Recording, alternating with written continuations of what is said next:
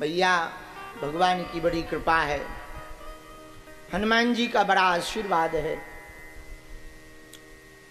आज से भगवती पराम्बा का शारदीय नवरात्र का पावन पर्व प्रारंभ हो रहा है और हमको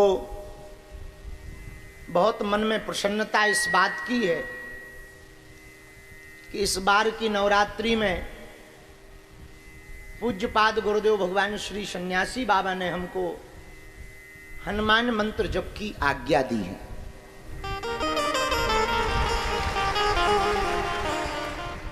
तो पहले लगा कि शायद हमको वो मौन रखेंगे और हमारे जैसा आदमी चुप नहीं रह सकता, तो बाद में आज्ञा दे दी, नहीं नहीं तुम्हें मौन रहने की आवश्यकता नहीं है, लेकिन ज्यादा बकबक करने की भी आवश्यकता नहीं।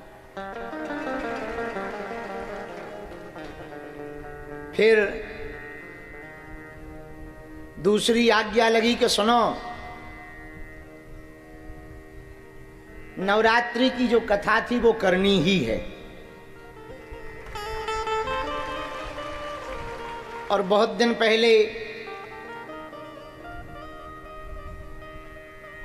हमारे बड़े ही प्रिय आत्मीय भगवती पराम्बा की आप पुत्रवत अपने आप को मानकर, भगवती को मात्र रूप में मानकर साधना करने वाले श्री अजय राय जी,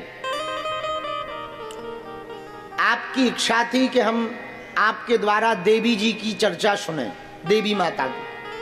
हमने कहा भैया हम तो देवता वाले हैं, पर कुपुत्रो जायते कुचदपि कुमाता न भवती, पूत कपूत हो सकता लेकिन माता थोड़ी कुमाता होती। तो इनकी बहुत इच्छा थी यजमान जी की कि आप हमको देवी जी का चरित्र सुनाओ। तो हमने भी गुरु जी से कहा कि यदि आज्ञा हो तो नवरात्रि में और तो कुछ करना नहीं, जब तो करना ही है, 2-3 घंटा थोड़ा गाना बजाना कर लें क्या? बोले क्या? हमने कहा कथा कर लें। तो उन्होंने भी बड़ी प्रसन्नता पूर्वक सहमति दी, बोले बिल्कुल करना चाहिए।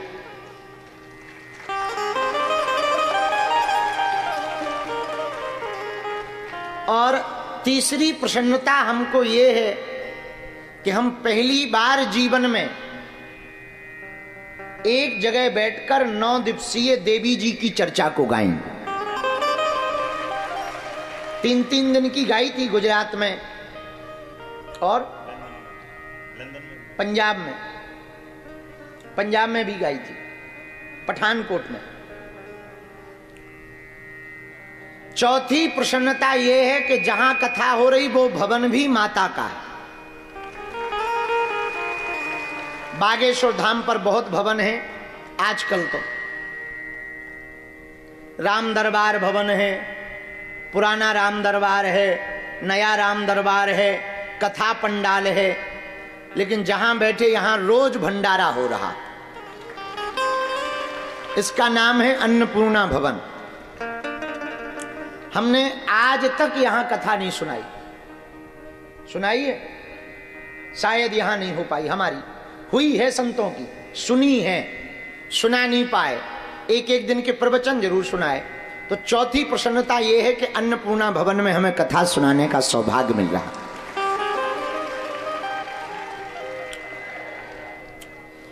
पांचवी प्रसन्नता यह है कि 24 घंटे में कम से कम 2-3 घंटा बाहर तो निकलेंगे।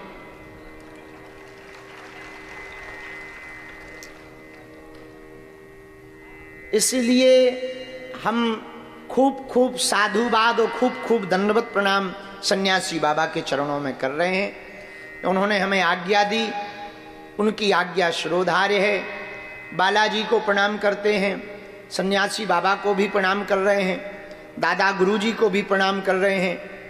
और अभी कुछ देर पहले कथा प्रारंभ में ही अचानक से पूज्य दंडी स्वामी जी महाराज जी का आगमन हुआ था, जो हमारे पूजनीय माता पिता जी के गुरु जी भी हैं।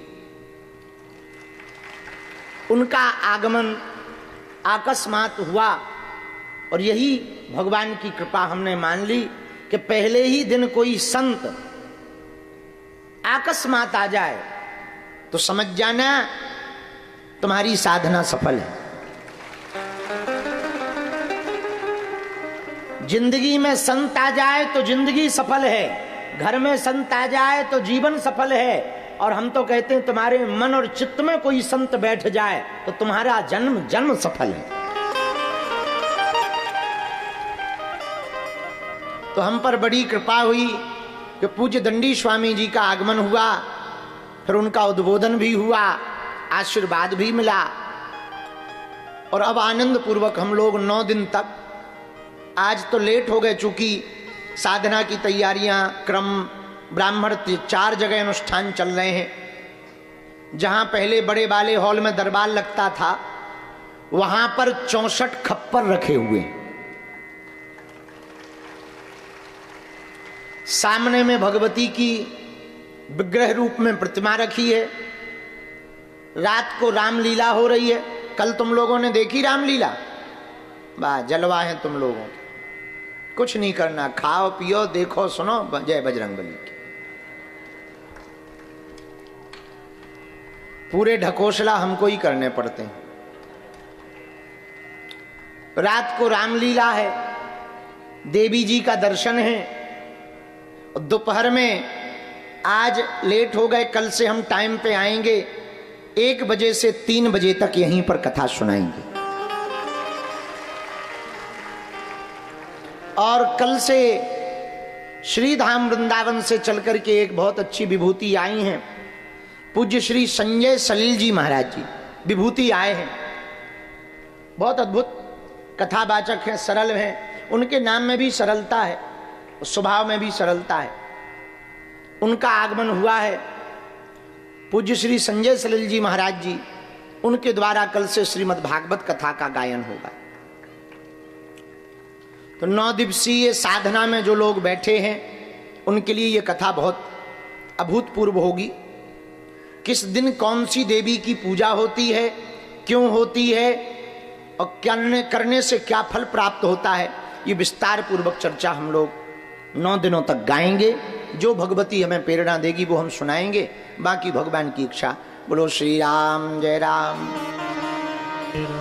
श्री राम जय राम, जय जय राम, श्री राम जय राम, जय जय राम, श्री राम जय राम, जय जय राम, श्री राम जय राम, जय जय राम, श्री राम जय राम, जय जय राम।